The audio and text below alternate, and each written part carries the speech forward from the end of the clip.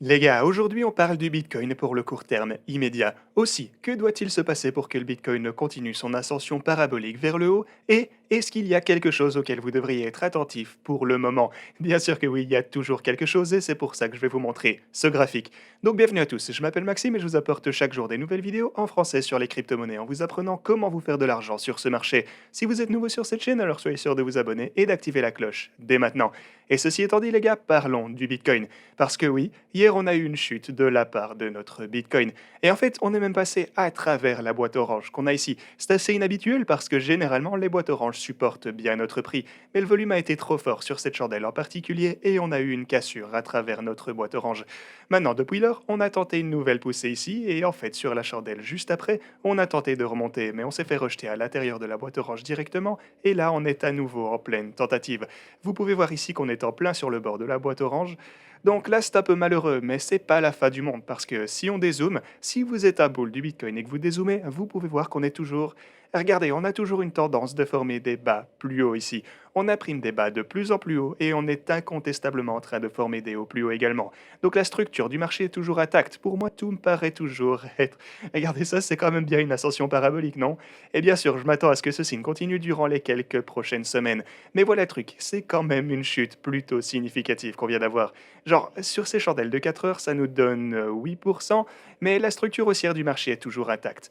Là, du coup, il faut juste qu'on dépasse la boîte orange à nouveau, qu'on recommence à monter et qu'on prouve aux pairs que, eh ben ouais, ce marché est toujours aux mains des bulls du Bitcoin. Mais alors, qu'est-ce qu'on doit surveiller pour le moment? Eh bien, on attend toujours que. Mais au fait, on est ici sur l'intervalle hebdomadaire. Donc, on attend que le Bitcoin ne reperce proprement notre précédent all-time high et qu'il y reste. Parce que, comme vous le savez, je vous parlais de ceci durant les quelques dernières vidéos. Lorsqu'on perce notre précédent all-time high et qu'on reste au-dessus de ce niveau, généralement on voit des poussées significatives vers le haut. Et pourquoi? Eh bien, parce que tous les gens qui n'ont pas arrêté de dire que le sommet, genre que le Bitcoin n'allait jamais revenir jusqu'à 64 000 dollars, eh bien, lorsque le Bitcoin finit quand même par revenir à ces 64 000 dollars et qu'il commence à toucher les 65, 66, 67 et même plus tard 70 000 dollars, eh bien, toutes ces personnes vont finalement réaliser qu'elles avaient tort et elles vont recommencer à acheter du Bitcoin en panique. Et c'est de cette façon qu'on va arriver à ces immenses poussées de prix du Bitcoin. Donc on doit juste redépasser notre précédent all-time high à nouveau, il faut qu'on se maintienne au-dessus et le reste va simplement se dérouler naturellement. Et même chose ici en fait, vous pouvez voir que lorsqu'on se trouvait au précédent all-time high à 20 000 dollars, je vous ai déjà expliqué tout ceci durant les quelques derniers jours, mais eh ben, on a eu quelques turbulences ici, mais une fois qu'on a pu rester au-dessus de la ligne bleue, alors on a décollé immédiatement après. Donc je pense toujours qu'on va assister à de grosses appréciations du prix du Bitcoin, mais par contre il y a bien quelque chose auquel vous devez faire attention dès maintenant, et je vais vous expliquer tout ceci d'ici un instant. Mais avant tout ça, si vous voulez bénéficier d'un bonus de 4530 dollars, n'hésitez pas à utiliser mon lien ici sur Bybit. Aussi, vous êtes en mesure d'obtenir 1800 dollars par là sur Femex, donc n'hésitez pas à utiliser ceci également. Vous pouvez déposer vos fonds, vous pouvez trader avec le bonus, et ensuite vous pouvez retirer les fonds que vous avez déposés afin de trader avec de l'argent, bah gratos en gros. Mais une autre chose dont je dois vous parler premièrement, c'est la structure du marché en ce moment.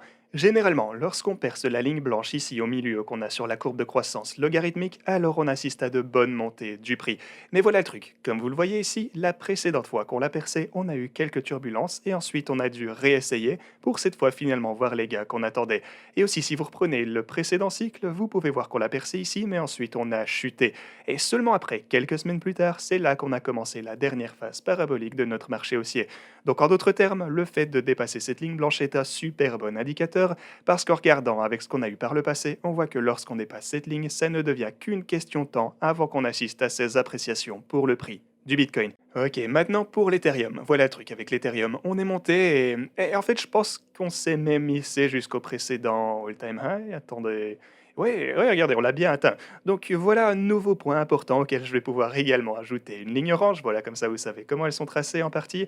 Et ok, donc pour le précédent all-time high, on l'a touché au dollar près. Et ensuite, après ce point, on a recommencé à la baisse, malheureusement. Mais voilà le truc, parce que c'est la même chose avec le Bitcoin et l'Ethereum. On est revenu dans le territoire du all-time high, et pour le cas du Bitcoin, on est passé au-dessus, alors que l'Ethereum, lui a juste donné une petite tape.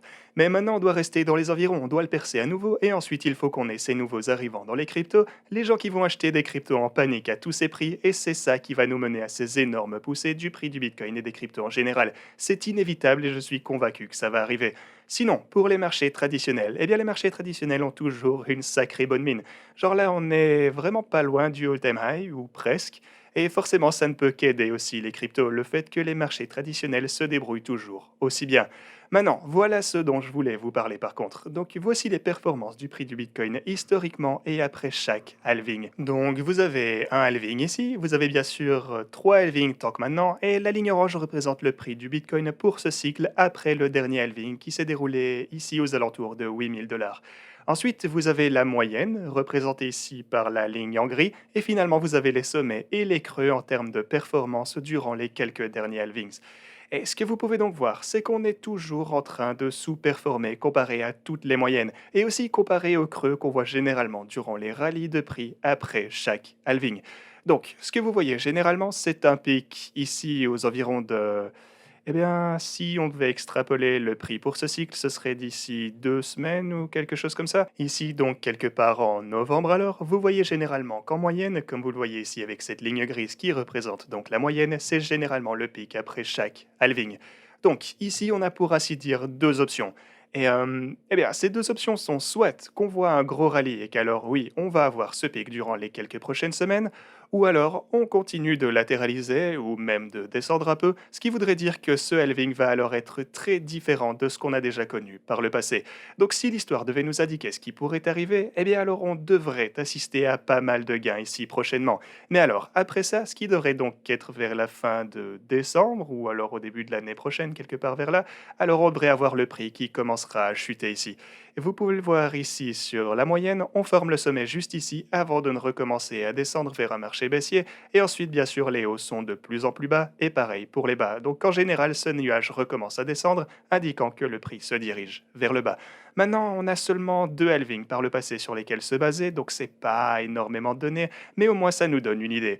Donc si on assiste à un rallye, je veux dire pour le sommet, si on extrapole la croissance de ce prix qu'on a eu précédemment, ça devrait se trouver au-dessus de 200 000 $. Maintenant, je pense pas que ce soit probable, je pense plutôt que ce sera quelque part entre 100 et 180 000 $, ce qui est alors plus raisonnable, mais ceci devrait, selon ces données et selon l'histoire, se dérouler d'ici les quelques prochaines semaines.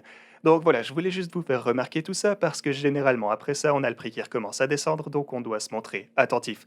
Sinon, mon trade ici sur Bybit, il est en fait en perte. Hier, il est monté jusqu'à 4 000 $ de profit si je me souviens bien, et maintenant il est en négatif de 800 $.